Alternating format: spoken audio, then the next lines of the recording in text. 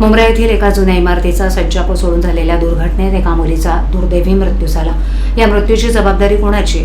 पालिकेनं जुन्या इमारतींमध्ये राहणाऱ्या नागरिकांचं पुनर्वसन न केल्यानंच ही दुर्घटना घडली आहे। त्यामुळे या दुर्घटनेत मृत्युमुखी पडलेल्या मुलीच्या कुटुंबियांना 10 लाखाचे अर्थसहाय्य करावं अशी मागणी विरोधी पक्षनेते शानू पठाण यांनी केली आहे। तर सर्वेक्षण पाहणी हे प्रकार फार्स असल्याचा आरोप गटनेते अभिजित पवार यांनी केला असून पालिका फक्त धोकादायक बांधकामं नोंदणीचीच कामं करत आहे अशी टीका ज्येष्ठ नगरसेवक सुधीर भगत यांनी केली। मुंब्रा इथे काल एका जुन्या इमारतीचा सज्जा कोसळून एका मुलीचा मृत्यू झाला तर अनेक जण जखमी झालेत। या इमारतीमधील नागरिकांना वाचवण्यात शानू पठाण यांनी मोलाची भूमिका बजावली होती। पठाण हे कोसळलेल्या इमारतीच्या सज्जावर चढून इमारतीत अडकलेल्या नागरिकांना खाली उतरवण्यात आलं तसंच जखमींना तात्काळ रुग्णालयात दाखल केलं। या संदर्भात राष्ट्रवादी काँग्रेस शरदचंद्र पवार पक्षाच्या नगरसेवकांनी पत्रकार परिषद घेऊन पालिकेच्या धोरणावर टीका केली। विरोधी पक्षनेते शानू पठाण म्हणाले की ठाणे महापालिका क्षेत्रात विशेषतः कळवा, मुंब्रा आणि दिवा या परिसरांमध्ये सुमारे 40 ते 45 वर्ष जुन्या आणि अत्यंत धोकादायक इमारती आहेत। अनेक नागरिक या इमारतींची दुरुस्ती करू शकत नाहीत किंवा त्यांना क्लस्टर अंतर्गत मंजुरी आणि परवानगी मिळत नाही। त्यामुळे प्रशासनानं आणि ठाणे महापालिकेनं त्यावर तात्काळ कठोर निर्णय घ्यावा जेणेकरून नागरिकांचा जीव वाचू शकेल आणि धोकादायक इमारतींच्या पुनर्विकासाचा किंवा दुरुस्तीचा प्रश्न सुटू शकेल। तसंच या दुर्घटनेत मयत झालेल्या मुलीच्या वारसांना 10 लाखाचं अर्थसहाय्य द्यावं अशी ही मागणी केली। गटनेते अभिजित पवार यांनी ठाणे महापालिका प्रशासनाचा कारभार अत्यंत ढिसाळ असून पालिका नागरिकांना मूलभूत सुखसुविधा देण्यात अपयशी ठरली आहे। शहरातील अनेक जुन्या आणि धोकादायक इमारतींच्या दुरुस्तीकडे दुर्लक्ष केलं जात असून त्यामुळे नागरिकांच्या जीवाशी खेळ सुरू आहे। धोकादायक इमारतींमधील रहिवाशांना तात्काळ सुरक्षित ठिकाणी स्थलांतरित करून त्यांचं पुनर्वसन करणं आवश्यक आहे, परंतु प्रशासनाकडून योग्य ती कारवाई केली जात नाही। ठाणे महापालिका आयुक्तांनी या गंभीर प्रकरणाची दखल घेऊन तातडीनं कठोर निर्णय घ्यावा आणि नागरिकांचे प्राण वाचवावेत अशी मागणी केली। दरम्यान सुधीर भगत यांनी ठाणे शहरात अशी दुर्घटना घडल्यानंतर ठाणे महापालिकेला जाग येते आणि विस्थापितांना शाळेत ठेवलं जातं। ही बाब अत्यंत चुकीची आहे। पावसाळ्याआधी फक्त धोकादायक, अतिधोकादायक अशी वर्गवारी करून नोंदणी केली जाते। त्यापेक्षा म्हाडा, नगरविकास, SRA कडून ज्या सदनिका या अतिधोकादायक इमारतीत राहणाऱ्या नागरिकांना द्याव्यात अशी मागणी करण्यात आली आहे। तर यासीन कुरेशी यांनी लकी कंपाऊंड दुर्घटनेनंतरही आपण धडा घेतलेला नाही,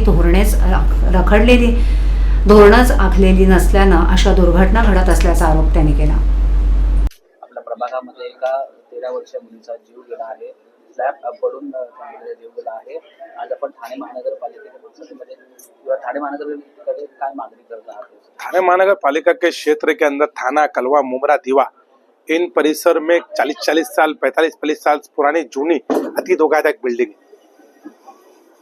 कई लोग दुरुस्ती इसलिए नहीं करा रहे, डेवलप करने इसीलिए नहीं दे रहे कि नियम का हवाला के सबसे उनके क्लस्टर में नहीं जा पा रही है, सेंशन नहीं हो पा रहा है। तो शासन और महानगर पालिका को एक निर्णय लेना पड़ेगा थानेकर के लिए, ताकि बेचारे जो थानेकर है उनके ऊपर जो खतरा मंडरा रहा है मौत का, वो संकट दूर हो सके।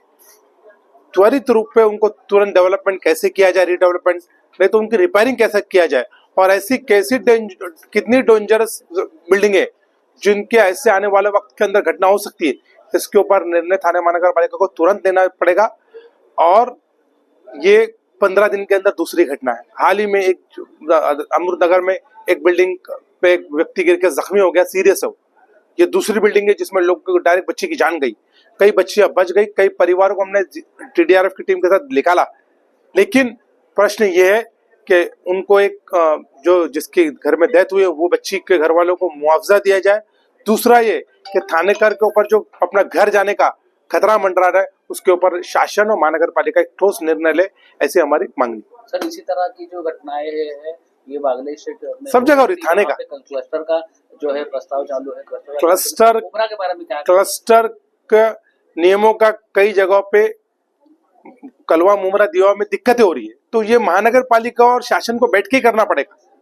या तो उनको उन बिल्डिंगों को रिपेयरिंग किया जाए, या तो उन बिल्डिंगों को किस तरीके से डेवलपमेंट कर सकता है, ये तो शासन और नगर पालिका चाहे तो हो सकती है। ये नगर सेवक के बस के मामले में अकेला नहीं है, लोक प्रतिनिधि नहीं कर सकता।